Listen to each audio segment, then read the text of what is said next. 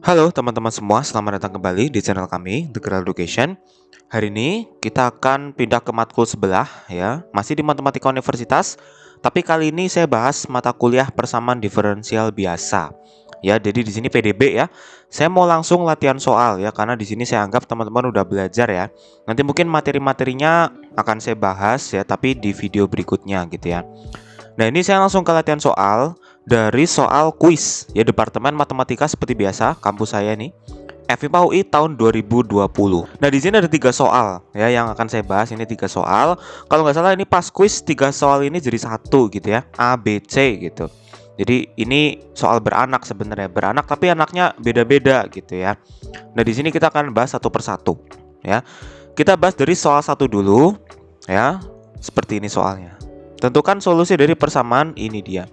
Nah, sebelum dilanjutkan nontonnya, teman-teman diharapkan mencoba dulu ya. Jangan langsung nonton sampai habis videonya ya, karena nanti nggak seru ya kan. Teman-teman diharapkan sudah mencoba dulu mengerjakan soal ini ya. Oke, gimana nih cara ngerjainnya? Nah, kita periksa apakah persamaan diferensial tersebut adalah persamaan diferensial yang eksak gitu kan. Karena ini bentuknya kan bentuk persamaan diferensial yang M dx ditambah N dy gitu sama dengan 0 gitu kan. Untuk X lebih dari 0. Ya kenapa X lebih dari 0? Karena ini ln X ya kan. Karena ln X kan X-nya harus lebih dari 0 tuh. Nah, kita periksa dulu apakah dia eksak atau enggak.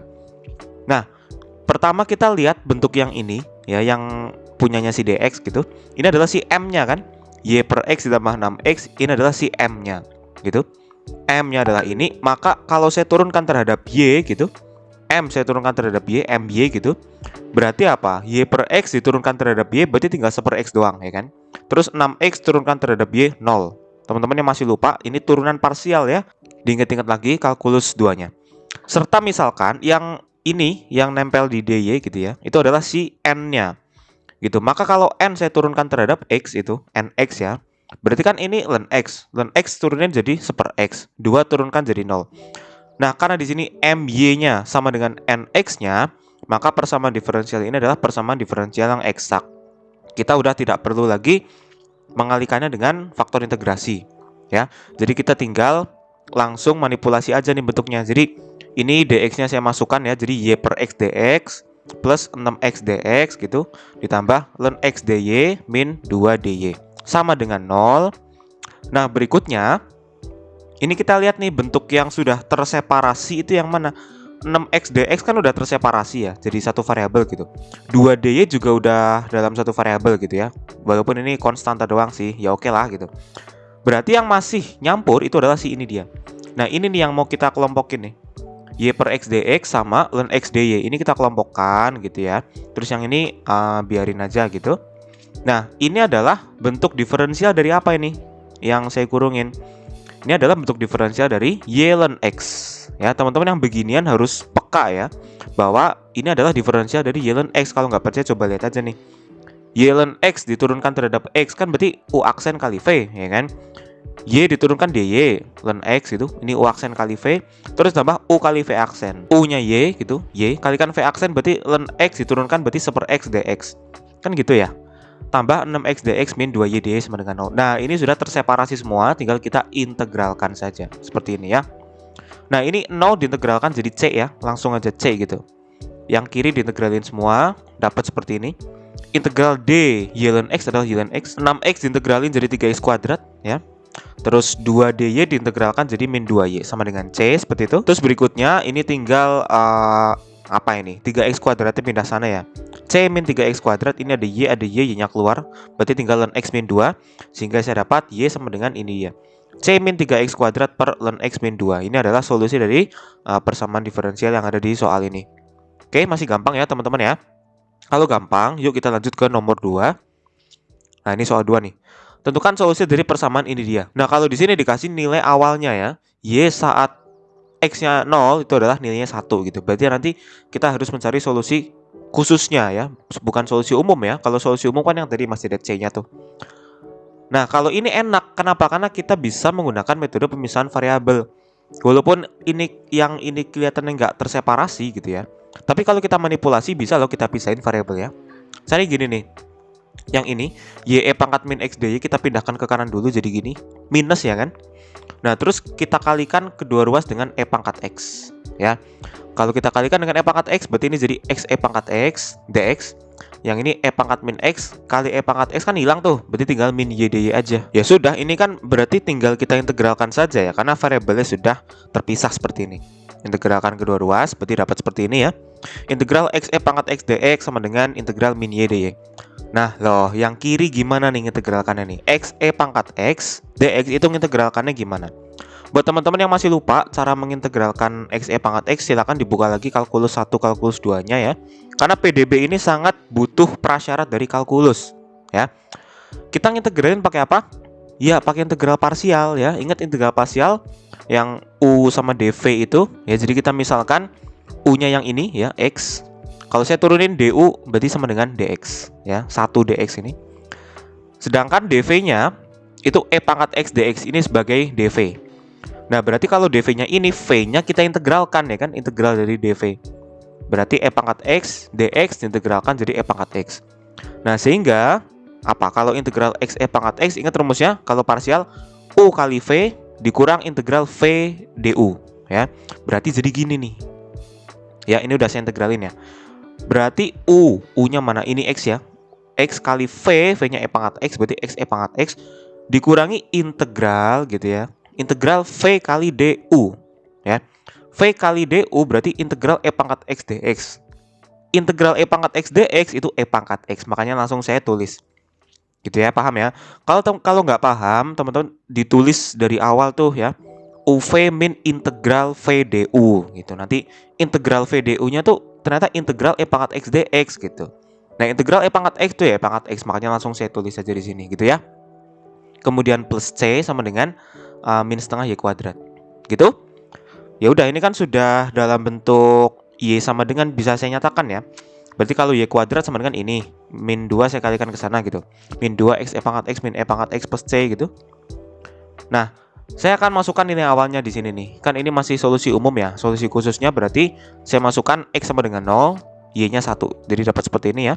1 kuadrat sama dengan min 2 kali 0. Ini 0 kali E pangkat 0 kan 0. Terus dikurangi E pangkat 0 1 plus C. Nah, ini kalau dikerjain dapat C-nya adalah setengah. Oh, berarti solusi khususnya adalah ya tinggal kita C-nya diganti setengah ini ya. Jadi seperti ini.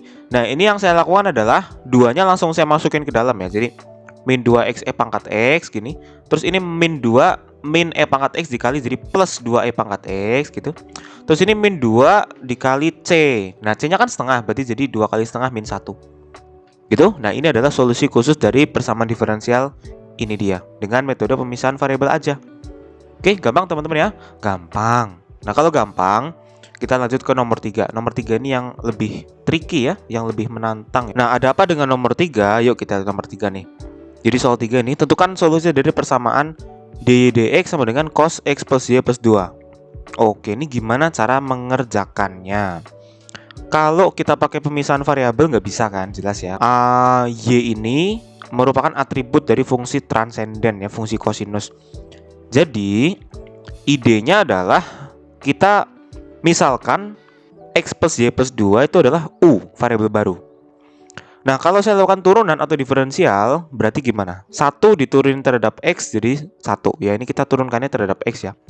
Terus Y kita turunkan terhadap X jadi dy dx. Ya. 2 kita turunkan 0. Terus U diturunkan terhadap X berarti du dx. Gitu?